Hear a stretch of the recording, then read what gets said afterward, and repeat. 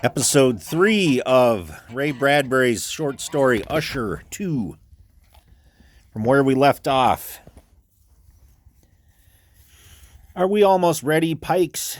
Pikes looked up from the table. Yes, sir.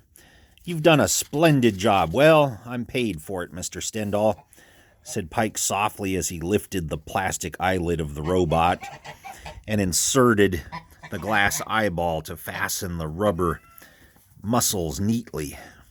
There, the spitting image of Mr. Garrett. What do we do with him, sir? Pikes nodded at the slab where the real Mr. Garrett lay dead. Better burn him, Pikes. We wouldn't want two Mr. Garretts, would we? Pikes wheeled Mr. Garrett to the brick incinerator. Goodbye. He pushed Mr. Garrett in and slammed the door. Stendhal confronted the robot, Garrett. You have your orders, Garrett? Yes, sir. The robot sat up. I'm to return to Moral Climates. I'll file a complimentary report. Delay action for at least 48 hours. Say I'm investigating more fully. Right, Garrett. Goodbye. The robot hurried out to Garrett's rocket, got in, and flew away. Stendhal returned. Now, Pikes, we send the remainder of the invitations for tonight. I think we'll have a jolly time, don't you? Considering we waited 20 years, yes, quite jolly. They winked at each other. 7 o'clock. Stendhal studied his watch. Almost time. He twirled the sherry glass in his hand. He sat quietly. Above him, among the oaken beams, the bats, their delicate copper bodies hidden under rubber flesh, blinked at him and shrieked. He raised his glass to them. To our success.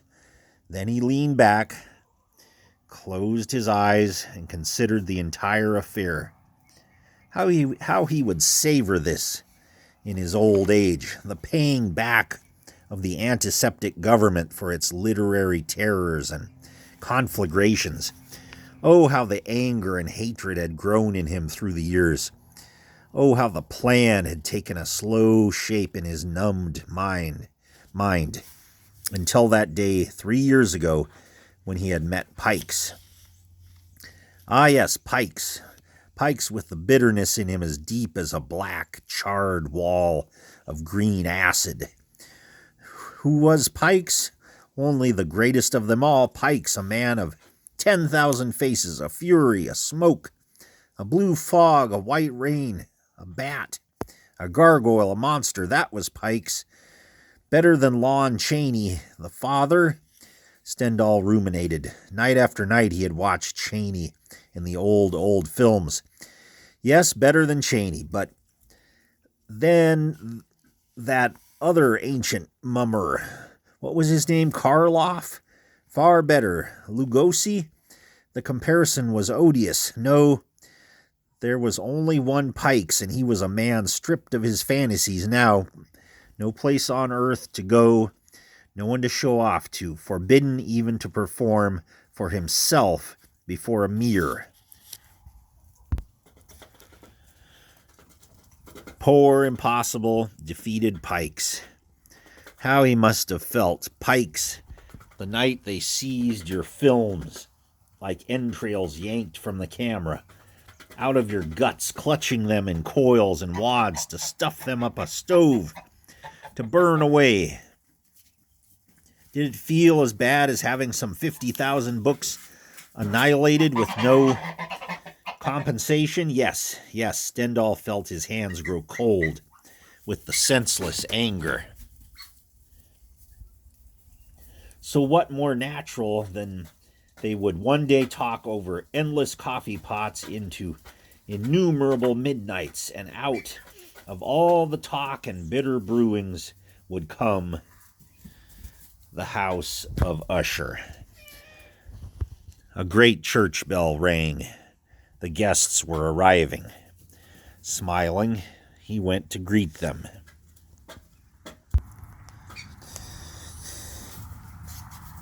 Full grown, without memory, the robots waited. In the green silks the color of forest pools, in silks the color of frog and fern they waited, in yellow hair the color of the sun and sand the robots waited.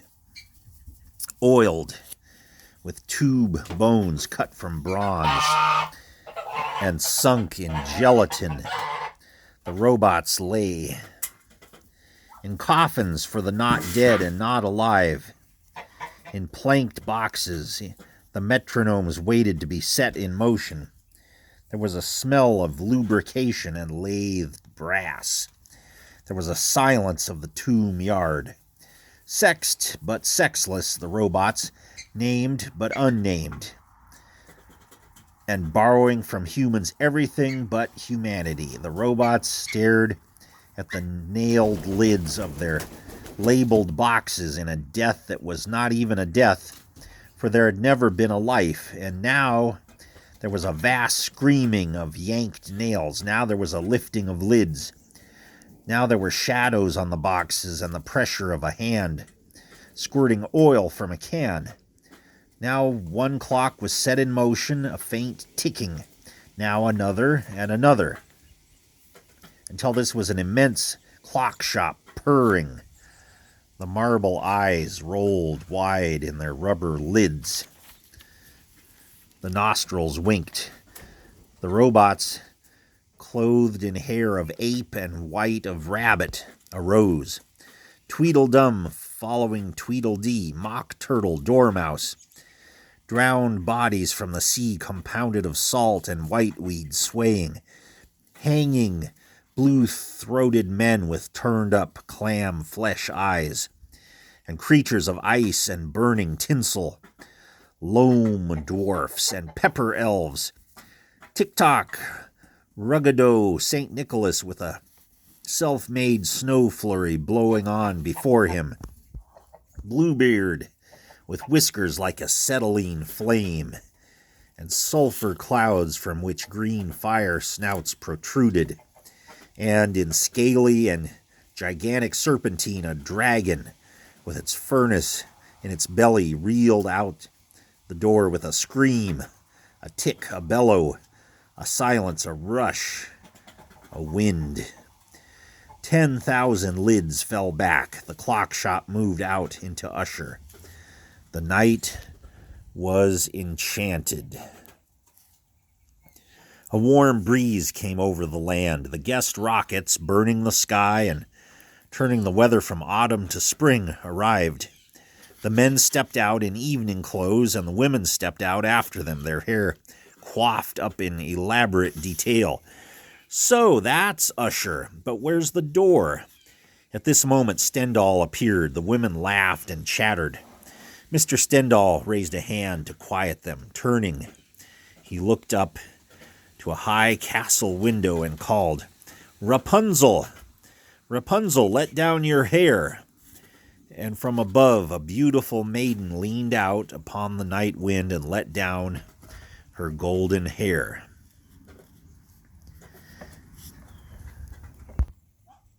And the hair turned and twined and blew and became a ladder upon which the guests might ascend, laughing, into the house.